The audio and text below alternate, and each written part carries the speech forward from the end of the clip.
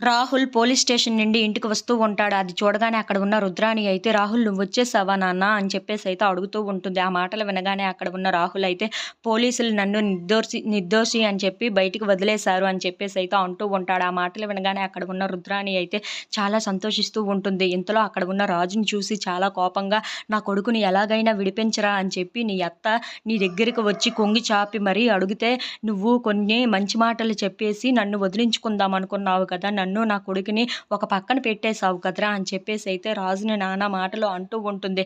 ఇంతలో అక్కడ ఉన్న రాజుని చూసి, "నీ దగ్గరికి వచ్చి నేను ఎంత ప్రాధాయపడ్డానురా! అయినా సరే నువ్వు అవేమీ పట్టించుకోకుండా ఏవో నీతి కబుర్లు చెప్పేసి నన్ను వదిలించుకొని, నన్ను, నా కొడుకుని వదిలించుకోవాలని చూసావు కదరా రాజ్" అని చెప్పేసైతే చాలా మాటలు అంటూ ఉంటుంది. అది చూడగానే అక్కడ ఉన్న కావ్య అయితే, "ఆపండి" అని చెప్పేసైతే అంటూ ఉంటుంది. "ఏంటి అన్ని మాటలు ఆడుతున్నారా అతన్ని? నీ కొడుకు వచ్చేసాడు కదా ఇంటికి, ఇంకెందుకు ఆ మాటలు అన్నెన్నో" అని చెప్పేసైతే అంటూ ఉంటుంది. ఆ మాటలు వినగానే అక్కడ ఉన్న రుద్రాణి అయితే అక్కడ ఉన్న కావ్యని చాలా కోపంగా అయితే చూస్తూ ఉంటుంది.